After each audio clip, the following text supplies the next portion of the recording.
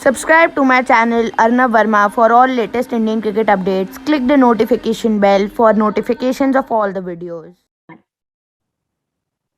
So hello guys, welcome back to the channel, and today I have a really special guest on our show, Mrs. Melinda Farrell, to talk about the Headingley Test between India and England. She is very famous for a show called The Good, Bad and the Ridiculous with Mr. Bharat Sundaresan sir, and we have also had him on our show previously. So I'm also really excited to talk to her today. So welcome Melinda ma'am to the show. Thank you very much. You know, I've got to pull you up. You did say Mrs. Melinda Farrell. Are you telling me something I don't know? No, I told Miss, like MRS Miss. Oh no, I'm definitely a miss. I'm definitely not a Mrs. I'm a miss. Just okay. So unless you know something I don't know, and you might know many things I don't know. That could be one of them. Okay. Yeah.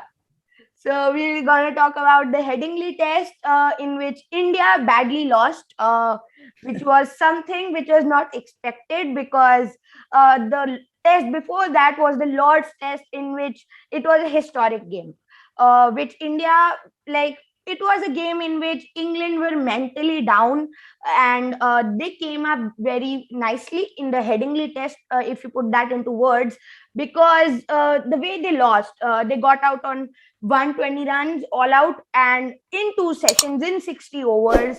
And the thing which was not expected, at least, was Shami and Bumrah having 80 plus run partnership, which was something which they were mentally shaken with. So Melinda ma'am, my first question here is, like, how have England come up? Like, what changes did they make, like, in their approach, in their, what did they do better from the Lord's Test to win so convincingly here at Headingley? Well, I think they had a few things. I think certainly the way conditions panned out was useful to England. So when they were bowling, they had the best of the conditions in some ways, but then they also made the use of them. I thought they bowled brilliantly throughout the test, and it just goes to show one of those things in cricket where the first time that India were batting, you know, everything got an edge, it seemed like. Just every false shot, there was an inside edge or outside edge. It was just one of those days. Whereas in the second innings, at least for the first part of it, they were bowling just as well, England, but they weren't getting those edges and those chances. But what England did that they didn't do in the previous test when they lost so badly is they didn't try to chase the game. They weren't trying too hard to force the wicket. They kept bowling to their plans, and they were patient. And in the end, that paid off. Whereas I felt when you talk about that partnership between Bumrah and Shami, that was so destructive to England. I mean, England really lost the game in some ways as well at that point. They were trying so hard to get the wickets. They had short ball plans. They had fielders in, out, everywhere.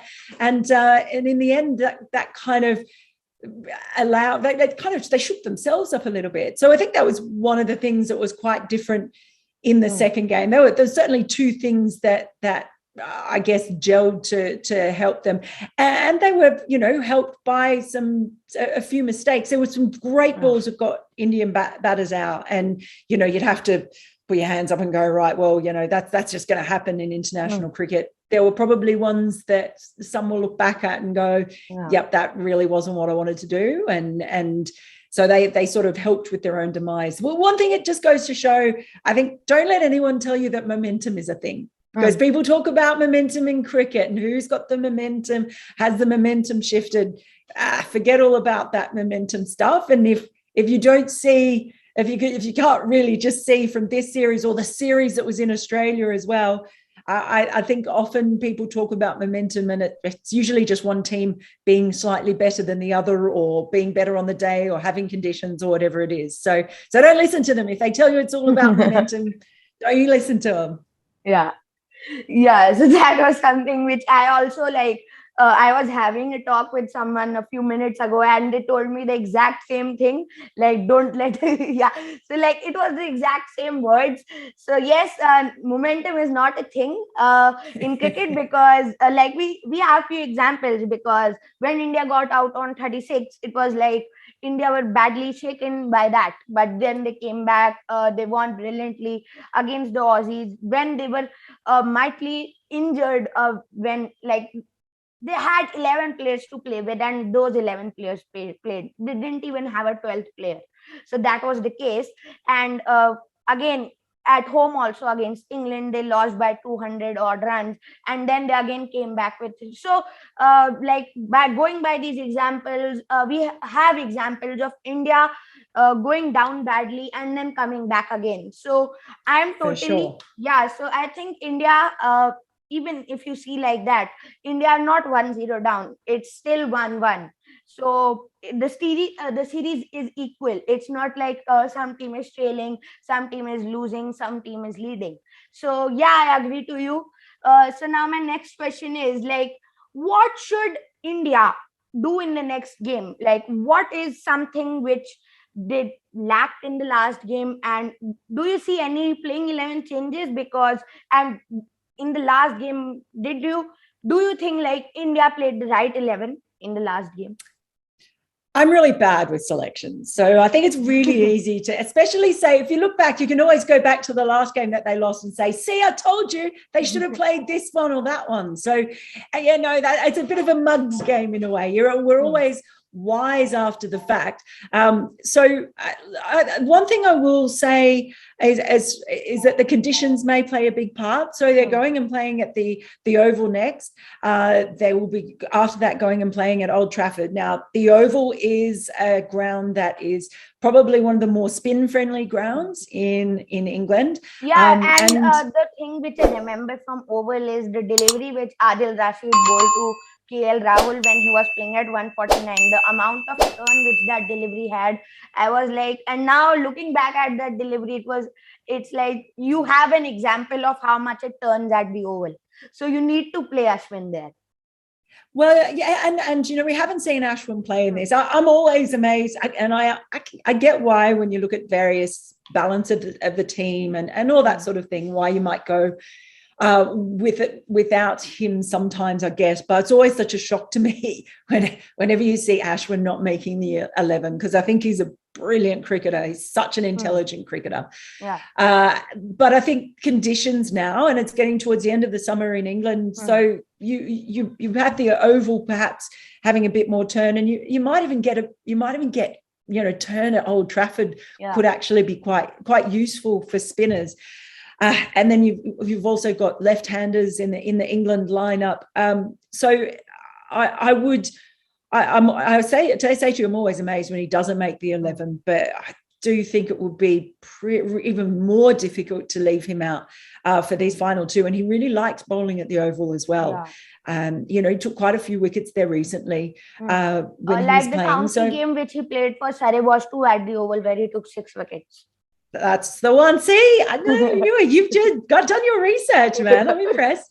So he'd be one. How that changes the balance of the team, we'll see. And if they decide to replace one of the batters, it's pretty hard because all of those ones in the top 6. I find it's very Indian fans can be pretty harsh customers. Like, someone doesn't go well, like at the moment I see drop Virat Kohli. Like, how can a person who has scored 27 test hundreds is carrying your team since the last 5-6 years, he gets one bad he gets a rough patch and you say drop Virat Kohli. Like, it's something I get absolutely shocked by, because he has carried your team for 7 years and you tell him to drop him just because a small bad patch. Well, I think that it's probably part because a lot of Indian fans I've met are very passionate and they're very, very passionate about their sides, and really means a lot for them to win. So perhaps that's where that comes from, that it's like they can be pretty harsh on the players at times. So, but we might see someone like Vihari come in. Yeah, that may be an option. So you said that about Kohli. See, I said that about Pujara. I think Pujara is brilliant, and he's very divisive because of how slowly he scores.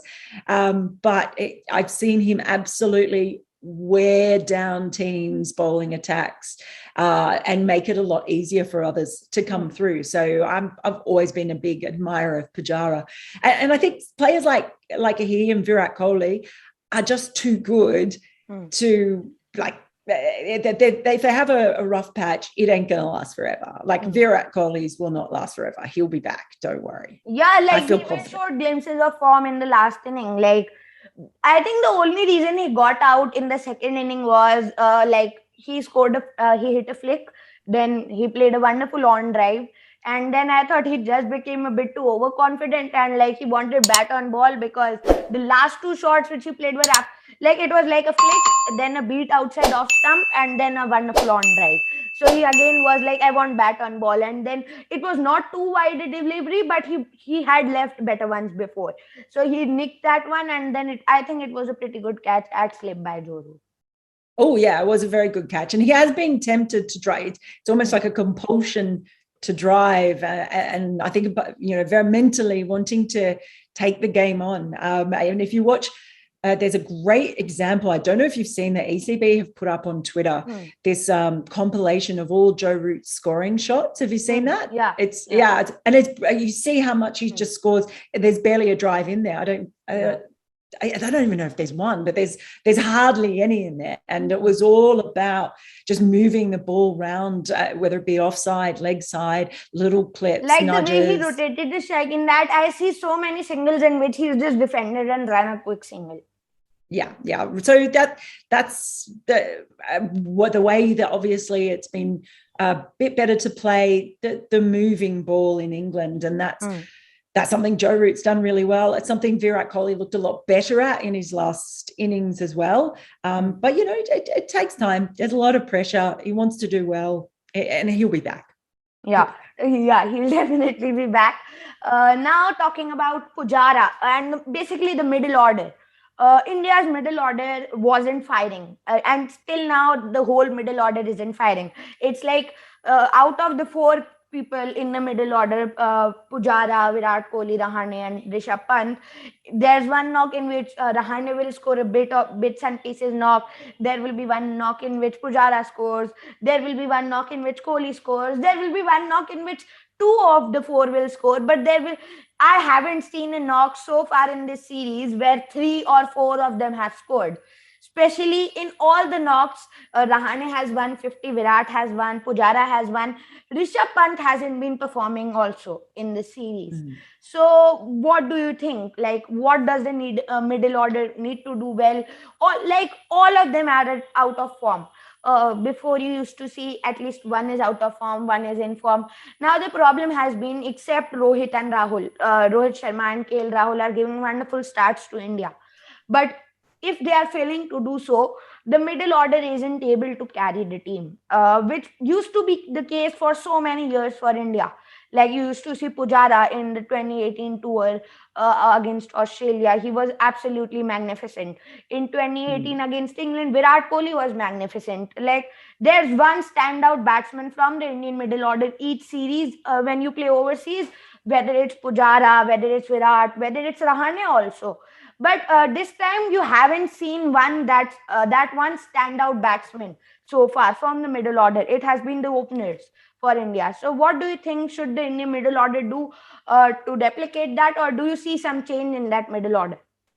Well, I think it's also it's quite unusual, because the trend you almost seem to see in World Test cricket at the moment is that openers really struggle, and you end up seeing a lot of middle orders and lower middle orders having to kind of mop up. So it's actually quite something to have openers in form. I mean, you look at England. England have really struggled with openers, and then middle and lower order having to come in and clean up after a sort of mess it's been there. Australia has had that problem. South Africa has had that problem. It's sort of been a little bit widespread. Rishabh Pant's an interesting one. I love Rishabh Pant. Anyone who follows me will know that.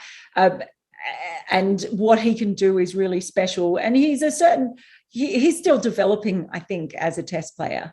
And part of developing at that level is learning to play the situation. And he's never going to be, he's never going to be like a shut up shop. He's not going to be a Pujara, and he's not going to bat like Pujara. Yeah. And you don't want him to. It's a wonderful thing that you can have those two vastly different kinds of batters in the same team, doing a completely different job. But yeah, I think some of the ways he's got out in just all out aggression, going for some of those shots, it didn't sort of sit right with the situation being what it is. The fact is that he's coming down the pitch, he's playing half the crease or just on his second ball. That's the problem. And he can, when he does it and it comes off, it's spectacular and everyone loves it, and then when it doesn't, it's like, again, he's the biggest villain, drop him, where's Minimum Saha, bring back Saha. That's kind of the way it works, isn't it?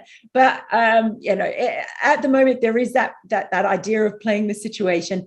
And especially when you talk about Bumrah and Shami, I mean, that's not going to happen every time. That was possible. That was an aberration.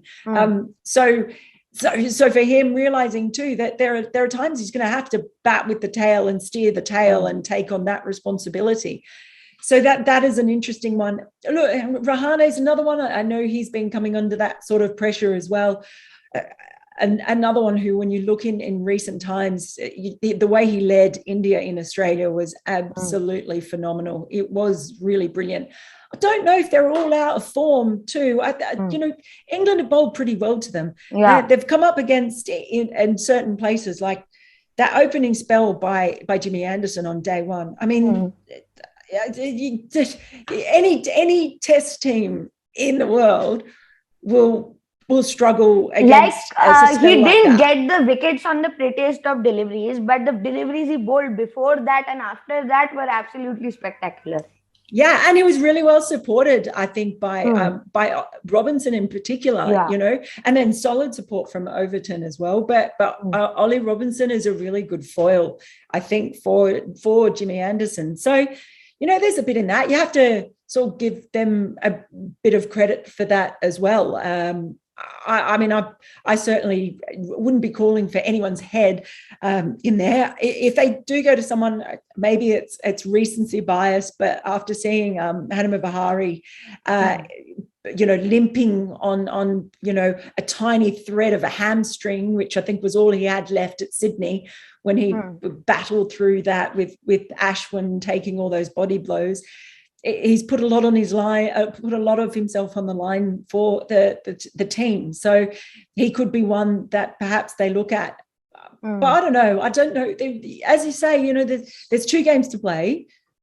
It's 1-1. Could be getting better conditions for spin, which might suit them a bit more as well. So I don't think there's any need to panic or have wholesale culling of players or anything like that yet. It's a really good team. It's a very good team, India. England, they were a good team in that as well, but India is a really good team. So, I'm happy to see how they go. But, yeah, I really would like to see Ashwin play.